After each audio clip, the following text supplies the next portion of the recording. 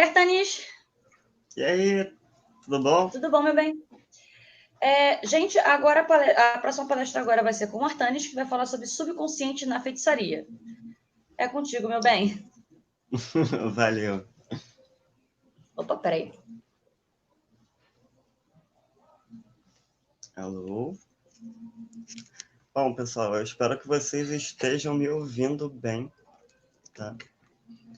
Deixa eu só acompanhar aqui pelo... É porque eu estou pelo celular, acompanhar por outro, para ver se vocês estão conseguindo me ouvir. Tá dando para ouvir sim, querido. O som tá ótimo. Tá dando para ouvir direitinho? Ok. Então, gente, vou começar me apresentando, tá? Meu nome é Artanis Owens. Eu ministro aula, né, e administro o Círculo Covil das Bruxas, né, com uma base voltada para a parte de Catina e também necromante. Aqui no Rio de Janeiro, né, atualmente a nossa sede, ela mudou, está no município de Nova Iguaçu, mas a gente mantém os trabalhos ainda, com toda a precaução referente à questão da pandemia, né? E hoje a gente está aqui para poder falar sobre o subconsciente na magia, né? Que é um assunto que eu acho extremamente importante para quem está começando a prática mágica, porque esse tema ele lida muito com toda a questão mental que também o André aborda dentro do canal, de como a mente funciona dentro da prática mágica, e não só na prática mágica, mas também no meio social, né, que a gente tem. E que, enfim, não se separa, né? A magia, ela está presente em tudo. Então, vamos falar um pouquinho de cada uma dessas partes, né? A gente tem um entendimento, né, da mente, lembrando que eu vou falar algumas coisas que parecem um pouquinho óbvias, mas porque algumas pessoas, até mesmo por questão de idade, serem mais novas, elas não têm, talvez, esse entendimento, né?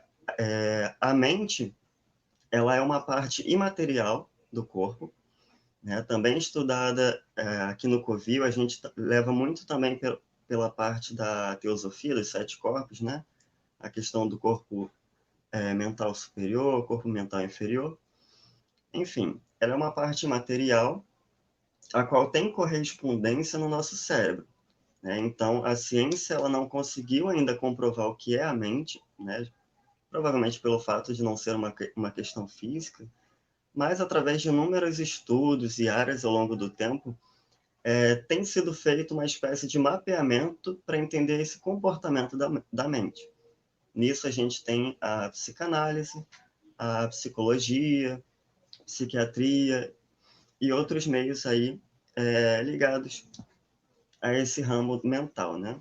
Que a ciência tenta estudar e formar um certo padrão. Dentro do nosso entendimento, a gente tem a mente subconsciente e a mente consciente. A mente consciente é essas que vocês estão usando agora para poder acessar o link, para poder falar no chat, né? É a mente que você usa para calcular as coisas e ter noção de coisas mais racionais, de fórmulas, palavras, né? É a mente que a gente usa para trabalhar, digamos assim. Dentro do nosso entendimento mágico, a magia ela ocorre especialmente com a atuação do subconsciente. Eu costumo brincar aqui um pouquinho, né? Eu faço uma analogia do subconsciente e consciente, que é um pouco diferente da do André, mas é basicamente a mesma intenção. Eu costumo dizer que a mente consciente, né, ela é como se fosse digamos assim, um brasileiro lá do interior, e a mente subconsciente é uma criança russa, entendeu? Eles não falam a mesma linguagem. Precisa existir uma metodologia, um caminho de comunicação para que essas duas mentes estejam em compreensão uma com a outra e assim a magia possa ser efetuada, tá? O que acontece? A mente como eu falei, a mente consciente, ela entende fórmulas, ela entende as questões mais matemáticas, de palavras, todo esse conceito mais racional. A mente subconsciente, o tipo de linguagem, né, que é usado para ela é mais voltado para a questão simbólica, de cores, sons, emoção, toda a sensação que você traz, essa é a linguagem do subconsciente. Então aí, digamos que você tem alguém de humanas e alguém de exatas, né? Você tem que botar ali para conversar. Então, quando a gente pratica magia, a gente usa inúmeros elementos que são fórmulas, né? Espécies de gatilhos mentais, para que essas duas mentes se conversem e assim a magia possa ser efetuada com êxito. Então, vamos tentar ver um exemplo. Todo mundo aqui usa vela, usa símbolos, né? Ervas, toda aquela parte fetichista, digamos assim, da prática mágica, ela tem sim, tá?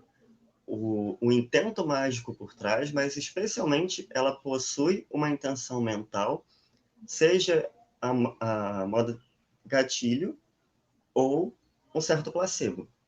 Isso aí a gente já vai falar um pouquinho mais para frente, né? Então, para a magia ser efetuada, a gente precisa colocar essas duas mentes em conversa, né? É um brasileiro do interior e uma criança russa. Então, às vezes, ali a gente precisa de um gestual, todo um parâmetro ali de mímica mágica, digamos assim, para que essas duas mentes acabem se conversando. Então, dentro disso, a gente vai fazer a utilização desses objetos mágicos, né? Vamos deixar um pouquinho esse assunto de lado para a gente poder voltar com uma compreensão melhor. Dentro da prática mágica, a gente vai ter o uso de alguns instrumentos, como eu já falei, e geralmente ele vai ter três tipos de uso. Tá? Ele pode ter uso mágico, que seria o uso energético, ele pode ter o uso mental, que pode funcionar como um gatilho, né, alguma coisa assim, e também ele pode ter o uso como placebo, que também é uma parte mental. Tá? O uso energético, ele é quando realmente você pega a essência daquele objeto ou daquele cúrio mineral, vegetal, que é utilizado na magia, e é despertado, é trazida aquela potência mágica para o teu ritual. Então, por exemplo, quando você utiliza um cristal, uma erva, eles têm energia mágica em si, né? O que é feito ali é todo um processo de despertar ou de potencializar a energia daquela erva, né? Por exemplo, um cristal de quartzo rosa, que é utilizado para o amor próprio, né? Não é para aquele amor fogoso, como muita gente acha. Ou então, quando você quer usar uma erva rudens, sálvia, espada de São Jorge, Santa Bárbara, para algum tipo de energia mais protetiva, né? A parte mágica ela já está ali inserida na erva e no cristal. O que é feito é o despertar daquilo, né? Algumas pessoas não entendem como ocorre esse despertar. Eu vou falar um pouquinho dele aqui, não vou me prolongar muito, porque a intenção é abordar mais a parte do subconsciente. Mas o despertar ele é basicamente como se você fizesse quando você vai fazer um chá, tá? Você tem uma erva que tem inúmeras propriedades ali terapêuticas, né? Focando nesse intento, e que cada parte da erva, cada modo como é feito, né? Seja macerando, seja numa ebulição, no cataplasma, né? Numa pomada, o despertar da erva é feito de modo diferente. Às vezes uma potencialização de alguma propriedade dela é muito mais funcional de um jeito do que do outro, né? Falando, por exemplo, para quem tem amigos ou para quem faz a utilização, por exemplo, da cannabis, a gente sabe que a propriedade dela, eu acho que é THC, se não me engano, que é a propriedade alucinógena dela, ela só entra em atividade, digamos assim, em contato com o calor, né? Que tem aquelas famosas comidas que o pessoal faz, né? À base de cannabis, ou até o próprio fumo. Essa propriedade alucinógena, ela só é desperta desse modo, né? Assim também funciona a questão da prática mágica com a erva. ela já tem a propriedade ali, que você vai fazer todo um trabalho em cima daquilo para que essa energia seja bem despertada para que ele tenha um intento mágico, bem como as partes dela, né? Tem plantas que as folhas vão ter uma energia mais voltada para alguma coisa, as raízes ou o caule, e assim vai indo. Voltando para a questão dos outros dois pontos, que é o que a intenção é abordar aqui. Tem a prática mágica, então, né? A parte mágica da utilização, a parte do gatilho mental e a parte do placebo. Muitos de vocês, especialmente o pessoal aqui, eu sei que tem gente que pode estar chegando agora na prática mágica, ou, né, tem até alguns amigos meus que já estão aí no chat, um beijo para todo mundo, que não são diretamente da prática mágica, mas convivem com a gente, e às vezes não entendem os porquês, né? Pegando a parte do gatilho mental. O gatilho mental ele é muito utilizado na prática feiticeira, na prática mágica, e isso explica algumas certas restrições ou proibições referente a instrumentos que nós usamos, né? Ou então símbolos, algumas receitas que devem ser feitas de tais modos, porque elas possuem esses gatilhos, né? O gatilho mental ele é uma ação, né? Ou uma associação a uma ação, um objeto, que ocorre através do tempo e repetição daquela situação.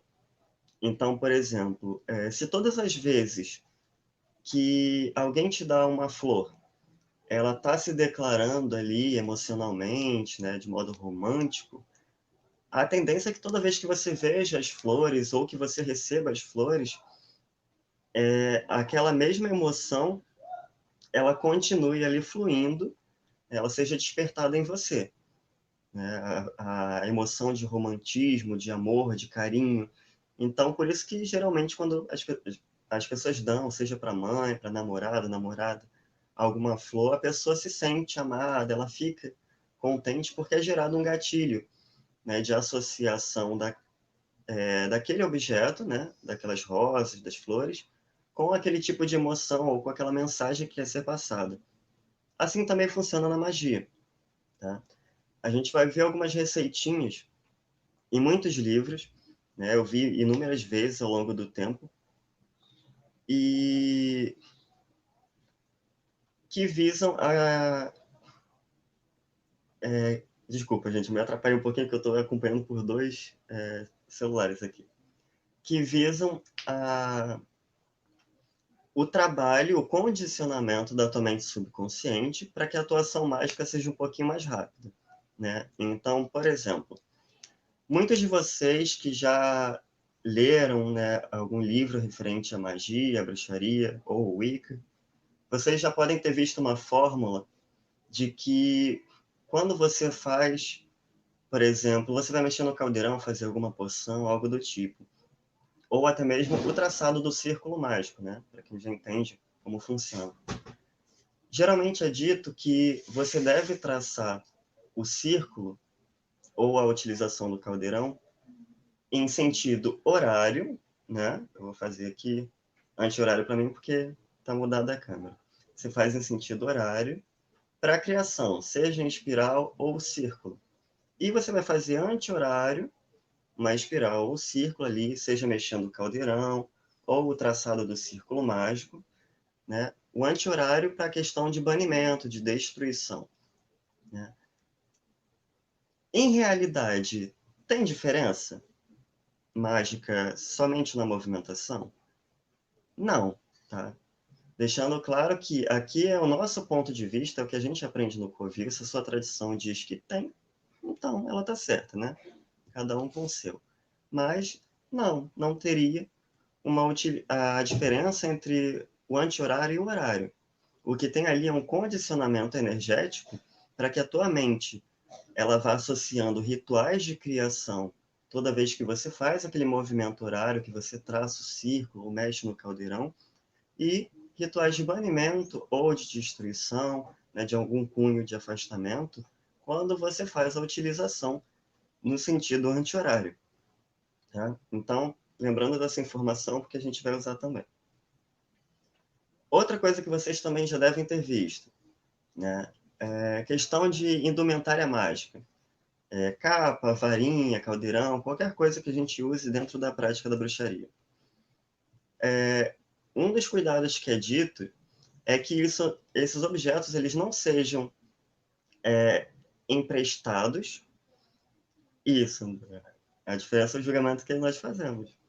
Então, voltando aqui, é uma questão. Geralmente o pessoal fala: você não pode emprestar um caldeirão, uma capa, né, que você utiliza ritualisticamente, ou você não pode utilizar essa capa ou essa roupa exclusiva para a prática mágica no teu dia a dia. Por quê? A intenção, claro que tem toda aquela parte mágica de você encantar a roupa. Algumas pessoas encantam, outras simplesmente fazem a utilização dela, tá? No caso, se a roupa é encantada, ela vai ter uma utilização ali, vai ter um up ali na utilização, porque ela está imbuída da prática mágica, seja para um ocultamento, no caso de uma capa, ou para que te dê a concentração, né? Geralmente tem o capuz, o chapéu, que pode ser encantado para uma prática mais de concentração mental. Mas o que geralmente acontece quando as pessoas fazem a utilização é que o seu subconsciente ele cria um gatilho de que toda vez que você bota aquela roupa, você vai fazer magia. Então, digamos, eu tenho um manto preto, né, um tipo de túnica que eu ganhei de um dos administradores do Covil, uma vez, e eu só uso ele para prática mágica, tá? Somente para rituais, especialmente da prática de bruxaria, né? Porque a gente tem também a sessão necromante que lida com outros seres, né, de algumas linhas de magia diferentes.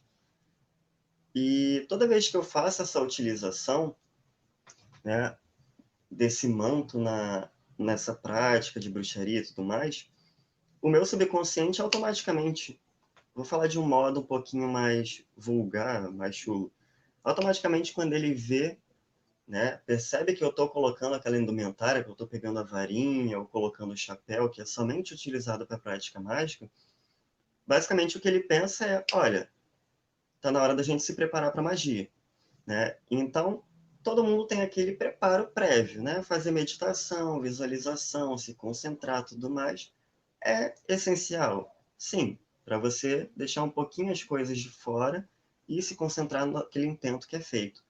Porém, quando você tem gatilhos mentais que auxiliam nisso, é muito mais fácil da tua mente pular esse estágio todo e automaticamente já se preparar, né? A mesma coisa para quem somente acende incenso para prática mágica ou somente utiliza velas para prática mágica, não no dia a dia, né? Você vai ter ali o chapéu, por exemplo, uma roupa, você vai ter as velas, os incensos, o caldeirão. Você tem uma gama de gatilhos mentais, de instrumentos que vão servir para avisar o teu subconsciente de que tá na hora de morfar, né? Tá na hora de você trabalhar ali a prática mágica. Então, você vai estar muito mais preparado e, às vezes, é uma questão de segundos, né? Eu sei porque isso já aconteceu várias vezes comigo. De eu só colocar a roupa, acender o incenso, botar as indumentárias e, automaticamente, até a minha própria personalidade ela mudava, né? Eu ficava mais sério, mais concentrado nas coisas, né? O meu subconsciente já começava a atuar ali. Então, você vai ter toda essa questão de gatilho mental. Também é utilizado dentro não só desses instrumentos, mas dos ingredientes que são usados na magia, né? Vamos dar um exemplo. A magia com cores, tá? A magia com cores, ela tem sim a sua efetividade mágica, né? Afinal, as cores são vibrações e elas vão ter toda essa questão de potencialização. Porém, vamos dar um exemplo da utilização das cores nas velas, né? Todo mundo vê por aí, quer fazer um ritual de amor, você vai utilizar uma vela rosa. Um ritual de cura, você usa uma vela verde claro. Um ritual para paixão, uma vela vermelha, né? Todas essas cores que são utilizadas, elas, elas não têm um poder fixo, tá? E algumas pessoas vão me condenar por causa disso, mas eu vou explicar o porquê.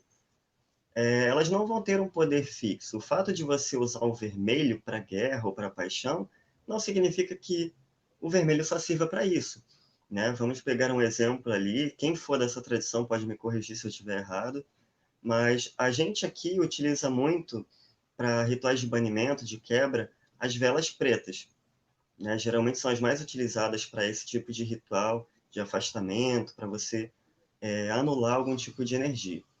Porém, se não me engano, na tradição, não lembro se é do Hoodoo ou do Voodoo, eu já vi eles utilizarem em rituais de banimento velas verde e amarelo, que para a gente aqui, né, não seria muito comum, porque a gente geralmente associa o amarelo e o verde ou a cor, ou a fartura, ou a dinheiro, né? Então, às vezes, se você começa a iniciar numa tradição dessa, que utiliza as cores diferentes, você vai precisar de um longo tempo de treinamento e desassociação do que era antes para o que vai ser agora, para que o teu subconsciente tenha essa agilidade e não atue contra a tua prática mágica, tá?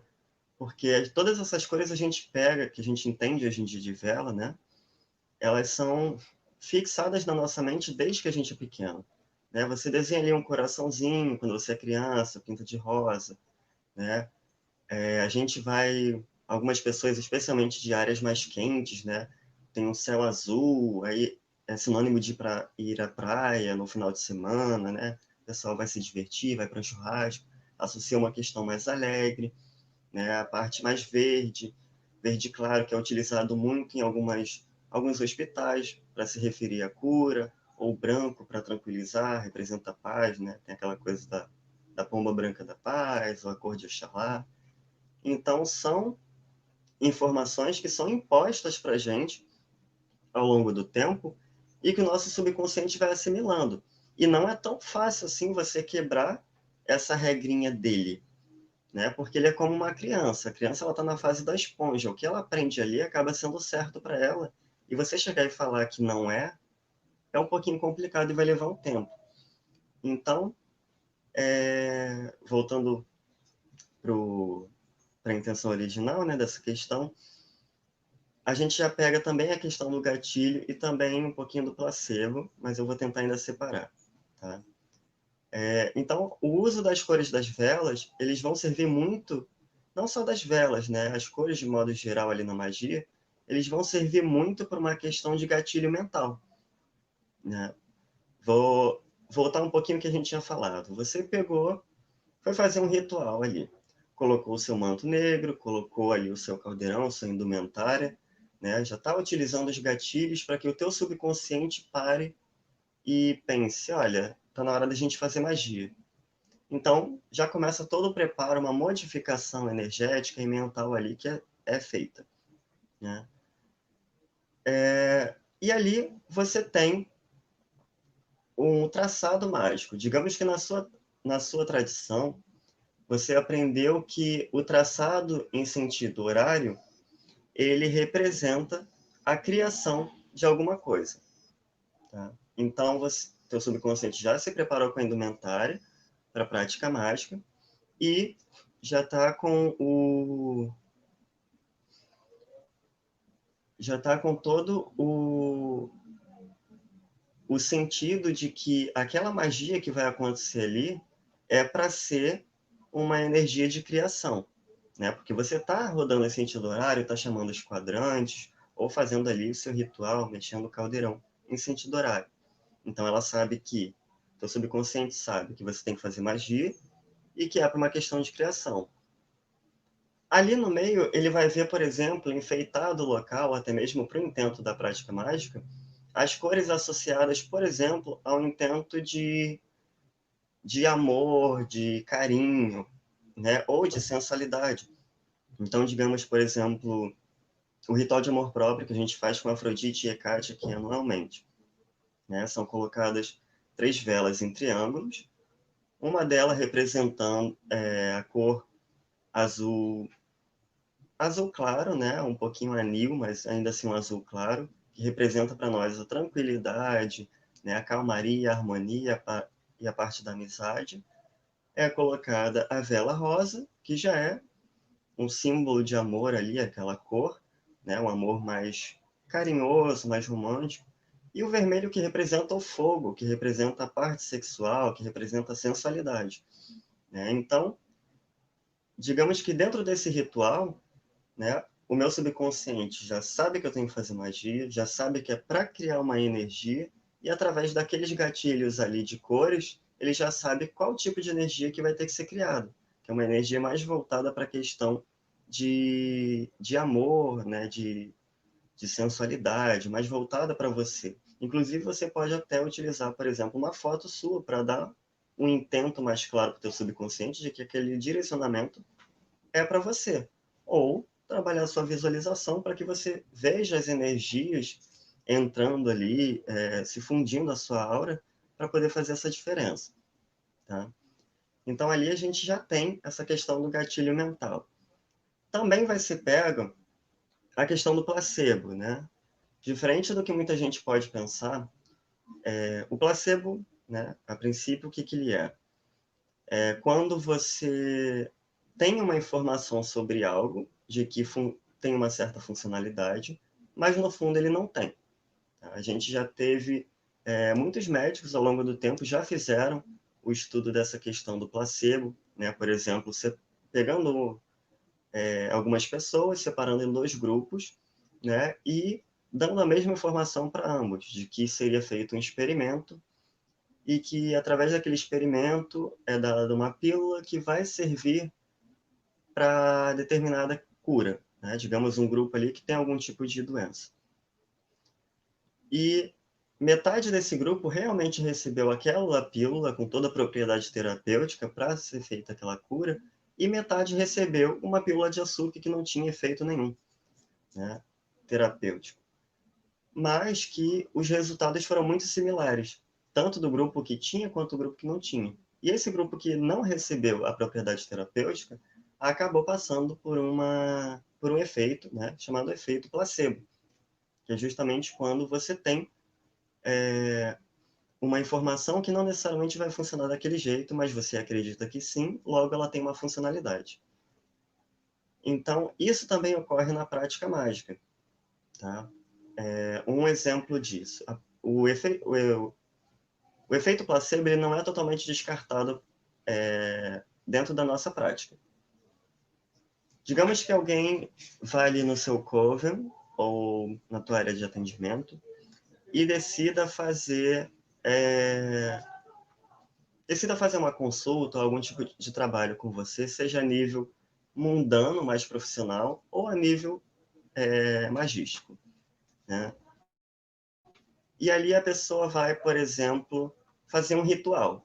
É uma pessoa que não te conhece, não sabe da tua experiência mágica, da efetividade, e aí ela chega na sua casa e você vai fazer o ritual com ela, digamos, vestido com um short jeans, uma camiseta regata, né, um short de florzinha, alguma coisa. Enfim, totalmente mais à vontade em casa, né? O que vai acontecer? A pessoa, muitas vezes, ela não vai confiar ali na imagem que ela está vendo, né? Porque ela espera chegar ali, vou na casa de um bruxo, ou no local de atendimento, ela espera ali chegar a encontrar o Gandalf, o Dumbledore ali, né? Então ela vai esperar uma pessoa ali de capa, de manto, todo aquele ambiente climatizado com velas, caldeirões. E aí, às vezes, ela só vai chegar ali e vai ver você ali de havaiana, de shortinho, uma roupa e vai estar fazendo, vai estar dando alguma consulta para ela, talvez, ou então atuando a nível energético.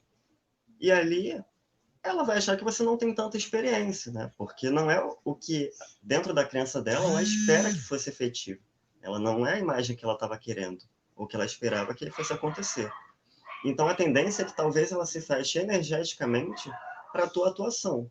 Não é que o teu poder não seja efetivo ali naquela prática, mas ela em si se fechou, porque ela falou, cara, esse aí não serve para nada, né? Charlatão, então não entende o que está fazendo, não é o que diz. E aí, se fechou para a parte energética, você vai ter ali um embate, né, da própria energia da pessoa contra você.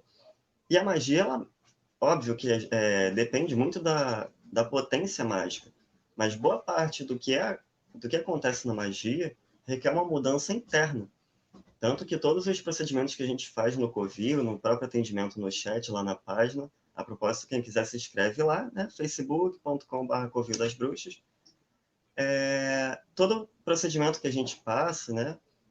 Ele requer um tipo de modificação, ele requer um tipo de doutrina para que a pessoa se modifique internamente e esteja apta a receber ou auxiliar para que seja gerado aquele tipo de energia e padrão energético que ela quer fazer a modificação na vida dela, né?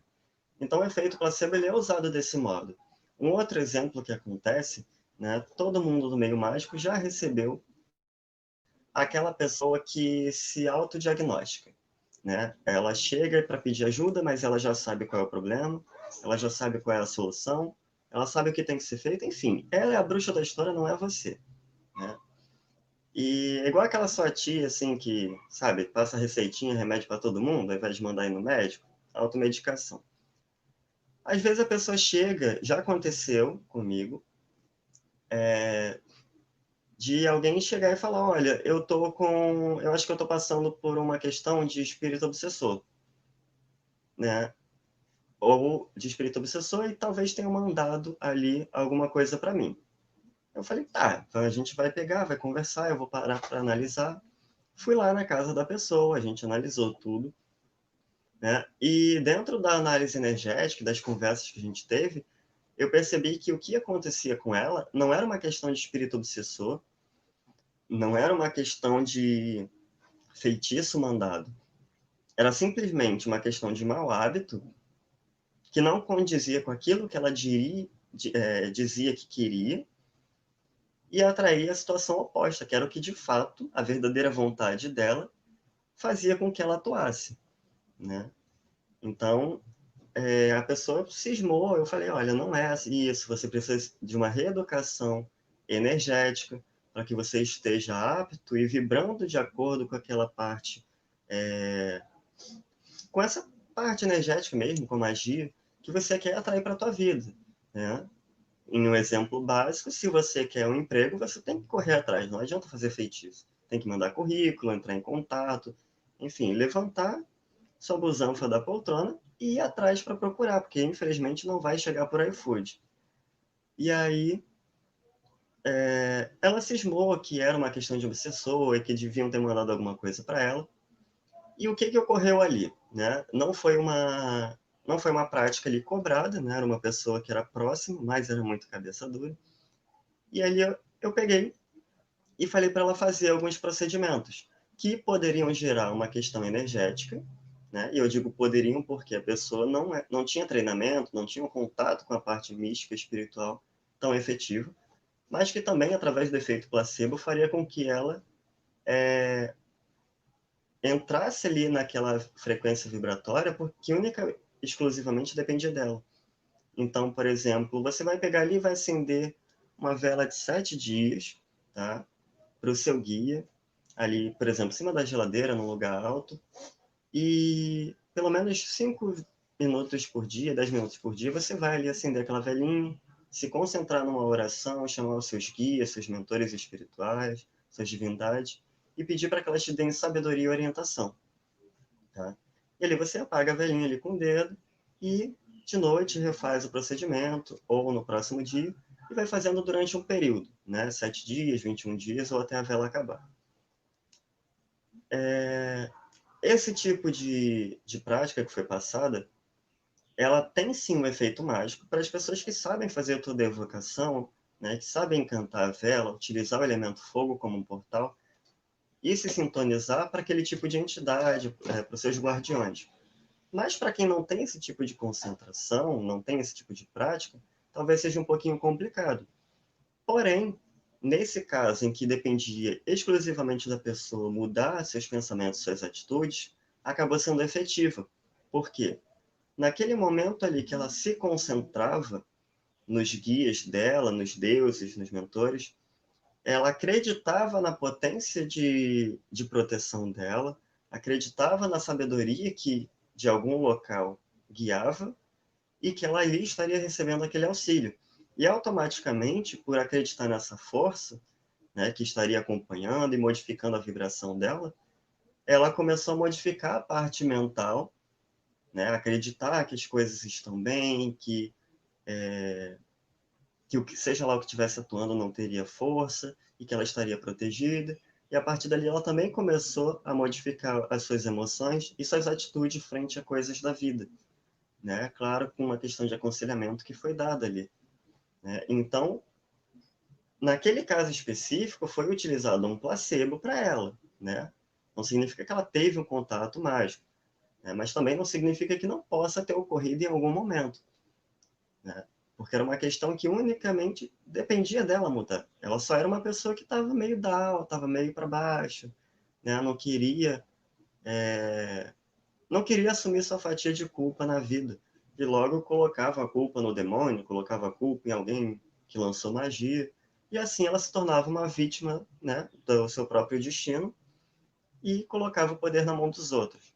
O que foi feito ali foi utilizar, né, de um placebo e também de um gatilho mental para que ela começasse a se modificar, né, com novas atitudes, novos pensamentos.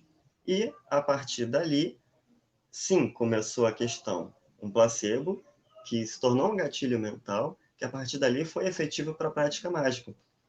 Porque ela modificando as atitudes, ela entrando numa sintonia melhor, uma vibração melhor, talvez até compatíveis com os guias dela, a vela já se tornou um gatilho para que ela entrasse naquele estado meditativo toda vez que ela acendesse, né? E automaticamente aquilo atuou de modo mágico, porque ela se sintonizou com as suas divindades e entidades que tiveram mais passagem de atuação na vida dela. Então, a prática mágica, o subconsciente, ele é basicamente feito isso.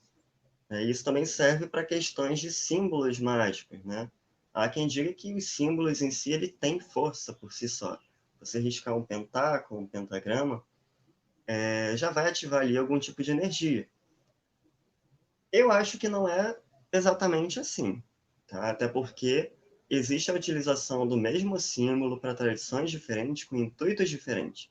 Vamos pegar, por exemplo, um tridente. No hinduísmo, Shiva usa um tridente, né? Os seus domínios e poderes são um. Para uma pessoa de alguma vertente satânica ou cristã, o tridente é do diabo, né? E ali vai ter uma conotação diferente. Para o paganismo, talvez vai ter ali o paganismo grego, vai ser para Poseidon, né? O romano, Netuno. E para quem é aqui da terrinha Brasília, talvez para uma pombogira e um Exu. Então, são conotações diferentes para o mesmo símbolo, né? E basicamente é isso, gente. Se vocês querem trabalhar a prática mágica, a gente sempre indica que seja feita essa utilização, entendimento da prática mental. Se puderem estudar psicologia, psicanálise, o que for, também auxilia muito vocês a entenderem os gatilhos que talvez prendam vocês em os gatilhos que te auxiliem, melhor dizendo, e as barreiras que talvez impeçam a utilização mágica ou uma evolução muito maior como pessoa, num contexto social, e como feiticeiro ou bruxo no contexto mágico. Tá bom? André? Artanes, tudo bom? Tudo. Cara, tá meio corrido aqui. Não deu para eu estar aqui na hora que você chegou. A gente já teve um pequeno atraso. Mas eu ouvi quase a tua palestra toda aqui. Cara, isso aí dá vontade realmente de fazer uma live só falando disso, né? Uma live Com certeza. Sem limite de tempo. Sem limite de tempo, só falando disso, porque é um assunto realmente muito bacana.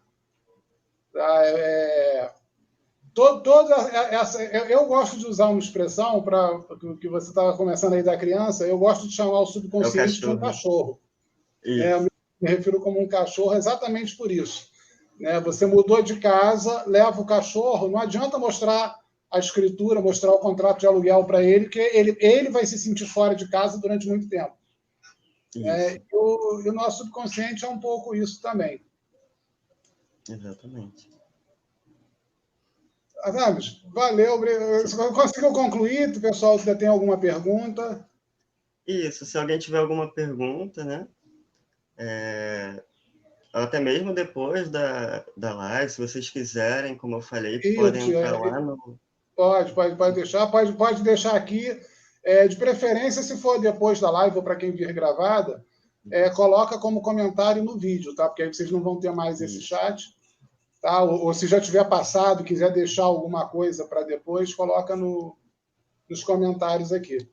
Artanis, obrigado aí por tudo, obrigado pela força. Estou vendo que tem um pessoal conhecido, o Bruno está aí, né? Bruno, Raíza, estão lá no chat. É legal. E eu só queria agradecer também ao André, mais uma vez, né? André e Aline nesse projeto do Café com Magia, além da boa ação que é feita tentando auxiliar o projeto Haley, né? Que eu gostei muito de saber dessa questão. Eu não tinha participado ainda do Café com Magia das outras vezes, né? Para quem não entende, talvez não esteja sabendo do projeto, quem chegou assim por último, dá uma olhada lá na página da Duende Amarelo, lá do Lord Thanatos, também está descrito. E queria agradecer... A página da Febre tem até um vídeo sobre o projeto que a gente fez. Isso. Tem da Febre também, que, né, tem vários projetos que eu vi associado ao Projeto Haley.